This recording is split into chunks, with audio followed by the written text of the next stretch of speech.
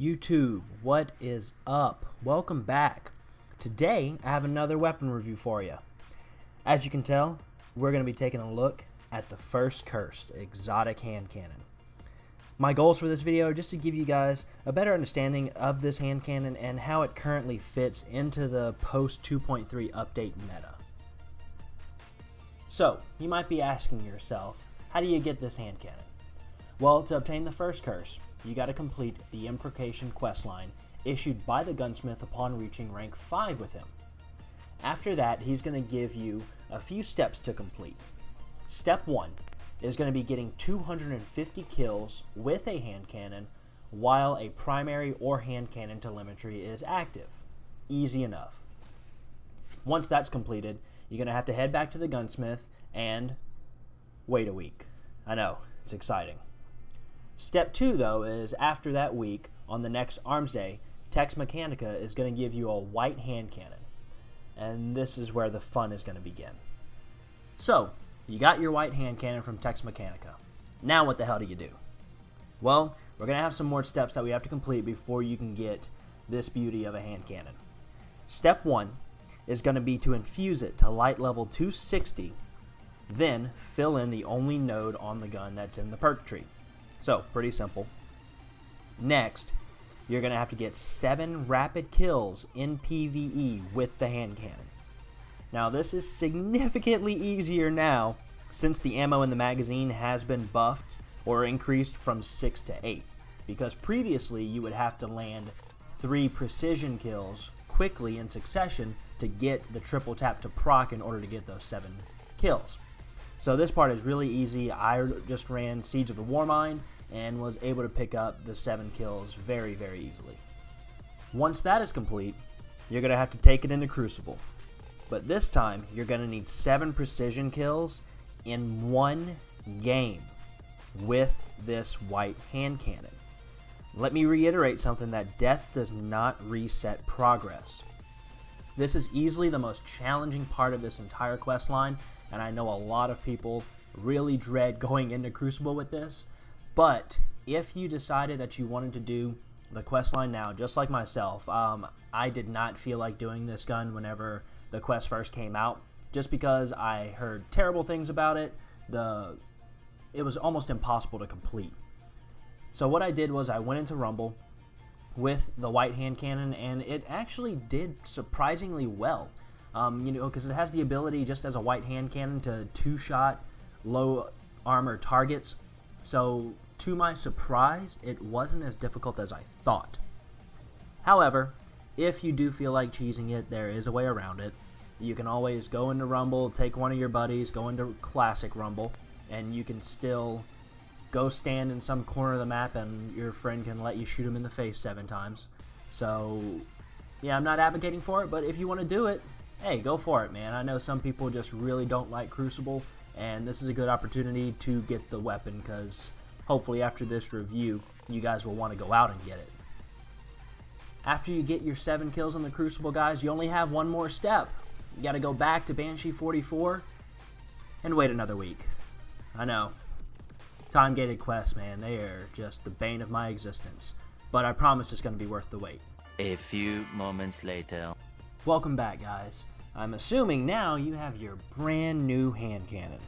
So, let's take a look at the perk tree and discuss how we should be using this weapon to its full potential. First, for muzzle options, you have CQB ballistics, smooth ballistics, and soft ballistics, followed by triple tap, quick draw, lightweight, speed reload, and finally, the First Curse perk. This perk means that the first precision kill of the magazine will refill it, granting bonuses to movement speed while aiming down sights, range, and stability until your next reload. Man, that is a mouthful. That's what your mom said. Hey, you don't say that. Okay, moving on, let's talk about weapon stats. So, the First Curse will crit at 95.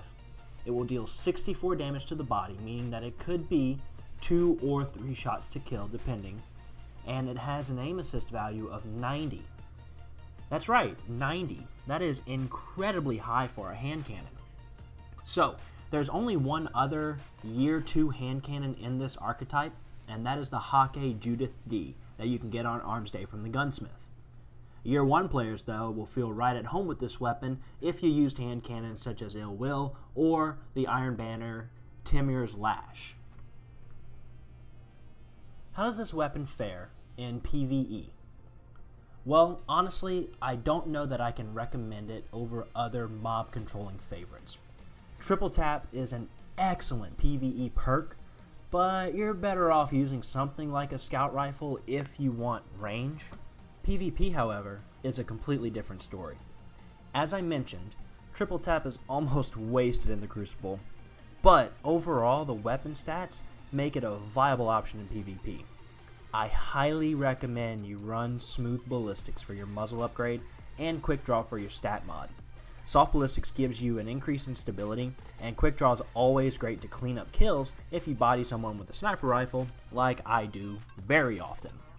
Speed Reload I would not recommend because the comparison with it on and without is almost, you can't even tell the difference. So like I said, and Lightweight's always kind of meh. I feel most comfortable running Quick Draw for sure.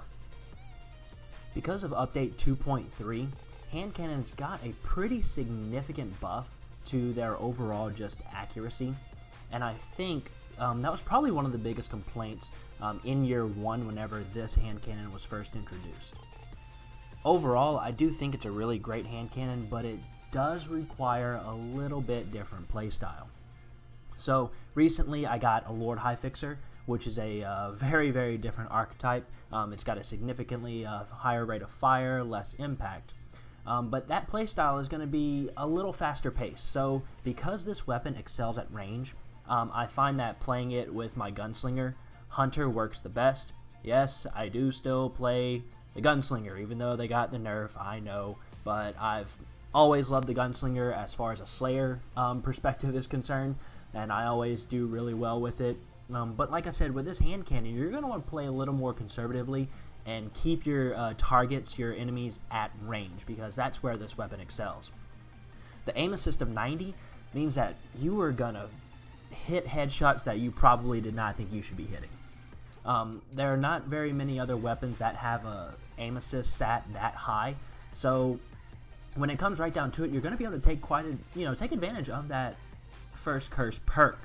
So the thing is timing though. So if you are able to get that precision kill on, let's say, the last round of the magazine, oh my goodness, I know it's very niche and it doesn't happen with me often, but when it does happen, I guarantee you are going to love this gun even more because of those buffs you get to range and stability. So overall, guys, I think you're going to really enjoy it.